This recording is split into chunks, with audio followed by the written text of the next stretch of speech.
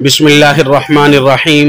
मोहतरम नाज़रीन, आज हमने ग़ज़वा तबूक को आप हज़रात के सामने तफसील से बयान करना है।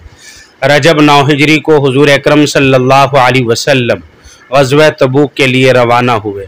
तबूक इस रास्ते पर वाक़ था जो उस ज़माने में मदीना मुनव्वरा से शाम की तरफ जाता था।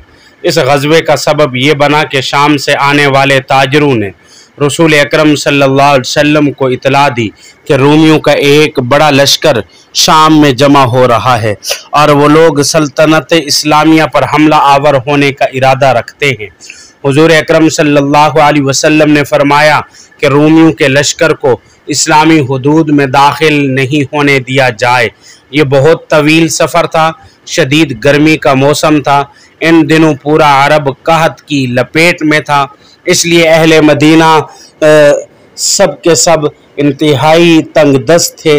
इसी बिना पर इस ग़ज़वे को ग़ज़वातुल उसरा भी कहा जाता है, यानी तंगदस्ती वाला ग़ज़वा।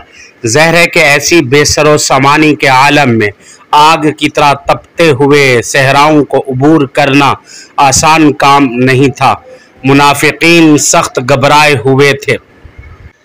अहले ईमान को अपना हम नवा बनाने के लिए कहते फिर रहे थे कि इस गर्मी में जंग नहीं करनी चाहिए। ये सफ़र चूँकि तवील था और मुश्किल हालात में पेश आ रहा था, इसलिए हुज़ूर अकरम सल्लल्लाहु अलैहि वसल्लम ने वाज़े ऐलान फरमा दिया था कि तबूक जाना है, ताकि हर शख्स इस फासले को मद्देनज़र रख कर तैयारी करे। इस ग़ज़वे के लिए हुज़ूर अकरम सल्लल्लाहु अलैहि वसल्लम ने अहले सरवत मालदार को तंग दस्तों की तैयारी करने की तरगीब दी। हुज़ूर अकरम सल्लल्लाहु का फरमान सुनकर सैयदना उस्मान बिन अफ़्फ़ान रज़ियल्लाहु ताला अन्हु घर तशरीफ़ ले गए और 1000 दीनार लाकर हुज़ूर अकरम सल्लल्लाहु की खिदमत में पेश कर दिए। जो लोग अतिये दे रहे थे उन्होंने हुज़ूर अकरम सल्लल्लाहु अलैहि वसल्लम के हमरा जिहाद के लिए भी जाना था, इसलिए सब ने इस बात का ख्याल रखा कि अतिया देने के बाद घर में कम से कम इतना बच जाए कि हमारी गैर मौजूदगी में घर वालों को फाक़े ना करने पड़े। मगर सैयदना सिद्दीक़ अकबर रज़ियल्लाहु ताला अन्हु इन सोचों से मावरा थे। उनका अंदाज़े फ़िक्र सबसे निराला था। आप रज़ियल्लाहु ताला अन्हु के घर में जो कुछ था सब का सब उठा लाए। ये देखकर हुज़ूर अकरम सल्लल्लाहु अलैहि वसल्लम ने पूछा, अबू बकर घर वालों के लिए क्या छोड़ा है? तो उन्होंने बसद्दे एअतिमाद जवाब दिया, उनके लिए अल्लाह ताला और उनके रसूल सल्लल्लाहु अलैहि वसल्लम को छोड़ आया हूँ। हज़रत उस्मान गनी रज़ियल्लाहु ताला अन्हु और सैयदना अबू बकर सिद्दीक़ रज़ियल्लाहु ताला अन्हु के अलावा भी तमाम अहले खैर ने इस मुहिम में बढ़ चढ़ कर हिस्सा लिया। हस्बे इस्तेदाद मुजाहिदीन के लिए इमदाद फराहम की। हज़रत उमर बिन खत्ताब रज़ियल्लाहु ताला अन्हु अपना निस्फ माल लेकर आए। हज़रत अब्दुर्रहमान बिन औफ रज़ियल्लाहु ताला अन्हु 100 औक़िया सोना लेकर आए और मुसलमान औरतों ने अपने जेवरात पेश कर दिए। किसी सहाबा ने सवारी के लिए ऊँट फराहम किए तो किसी ने घोड़े, तो किसी सहाबा ने गला पेश किया तो कोई हथियार लेकर आया। शब रोज़ की मुसलसल जदोजहद और तैयारों के बाद आखिर 30,000 अफराद पर मुश्तमिल अजीम लश्कर तैयार हो गया। सनियतुल विदा के पास हुज़ूर अकरम सल्लल्लाहु अलैहि वसल्लम ने इस लश्कर का आखिरी मुआयना किया और कबाइल को अहकामात सादिर फरमाए। अलकमा खुज़ाई और उनके वालिद को रास्ता बताने के लिए साथ लिया और रजब 9 हिजरी को बरोज़ जुमेरात तबूक की जानिब रवाना हुए। बहुत से लोग रवानगी के वक़्त हुज़ूर अकरम सल्लल्लाहु अलैहि वसल्लम के हम रकाब नहीं हो सके और पीछे रह गए।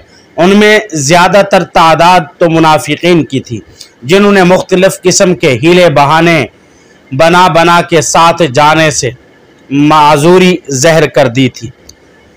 लेकिन कुछ लोग ऐसे थे जो बाज़ मजबूरियों की बिना पर साथ तो नहीं निकल सके, मगर बाद में लश्कर के साथ जा मिले।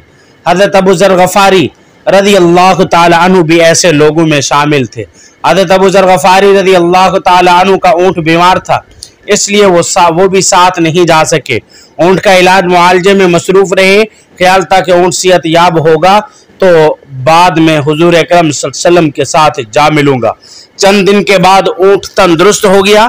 حضرت ابو ذر غفاری رضی اللہ تعالی عنہ نے اس پر سامان لادا اور سوار ہو کر چل پڑے، مگر راستے میں اونٹ پھر بیمار ہو گیا اور چلنے کے قابل نہیں رہا۔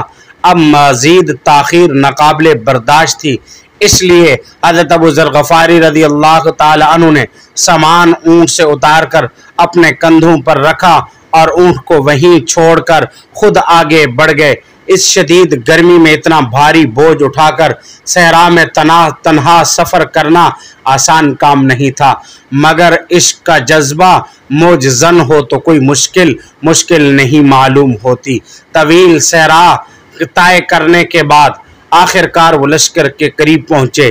صحابہ نے حیرت سے کہا، یا رسول اللہ صلی اللہ علیہ وسلم، ایک آدمی تنہا اور پیادہ چلا آ رہا ہے۔ حضور اکرم صلی اللہ علیہ وسلم نے فرمایا، اس کو ابو ذر غفاری ہونا چاہیے۔ چند لمحوں کے بعد سب نے تصدیق کر دی، واقعی یہ ابو ذر غفاری رضی اللہ تعالی عنہ ہے۔ حضور اکرم صلی اللہ علیہ وسلم نے فرمایا کہ اللہ تعالیٰ اس پر رحم کرے، یہ تنہا جیے گا، تنہا مرے گا اور تنہا اٹھایا جائے گا۔ جب ابو ذر غفاری رضی اللہ تعالی عنہ حضور اکرم صلی اللہ علیہ وسلم کی خدمت میں حاضر ہوئے تو پیاس سے بے حال تھے۔ پانی پی کر حواس بحال ہوا تو اپنی داستان بیان کی۔ حضور اکرم صلی اللہ علیہ وسلم نے فرمایا کہ ابو ذر، اللہ تعالیٰ نے تمہارے ہر قدم کے عوض تمہارا ایک گناہ معاف فرمایا ہے اور ایک درجہ بلند کیا ہے۔ حضرت ابو ذر غفاری رضی اللہ تعالیٰ عنہ یہ خوشخبری سن کر حشاش بشاش ہو گئے ہیں۔ لشکر اسلام حضور اکرم صلی اللہ علیہ وسلم کی سربراہی میں تبوک کی طرف جا رہا تھا۔ راستے میں مقام حجر سے لشکر کا گزر ہوا، جہاں قوم سمود نے اپنے مکانات تراش کر بنائے ہوئے تھے۔ چونکہ اس مقام پر عذاب الہی نازل ہوا تھا، حضور اکرم صلی اللہ علیہ وسلم نے حکم دیا کہ کوئی شخص یہاں قیام نہ کرے اور نہ ہی کوئی شخص یہاں پانی پیے۔ تبوک جانے کا مقصد رومیوں سے جہاد کرنا تھا، کیونکہ حضور اکرم صلی اللہ علیہ وسلم کو اطلاع ملی تھی کہ انہوں نے اسلامی سلطنت پر حملہ آور ہونے کے لیے ایک بڑا لشکر تیار کیا ہے۔ مگر جب حضور اکرم صلی اللہ علیہ وسلم پیش قدمی کرتے ہوئے خود ہی سرحد پر جا پہنچے تو رومیوں پر ہیبت چھا گئی اور ان کو سامنے آنے کی جرت نہیں ہوئی۔ حضور اکرم صلی اللہ علیہ وسلم تبوک میں 15-20 دن قیام فرمایا۔ اس دوران حضور اکرم صلی اللہ علیہ وسلم نے ارد گرد آباد مختلف قبیلوں کے سرداروں سے ملاقاتیں کی اور صلح کے معاہدے کیے۔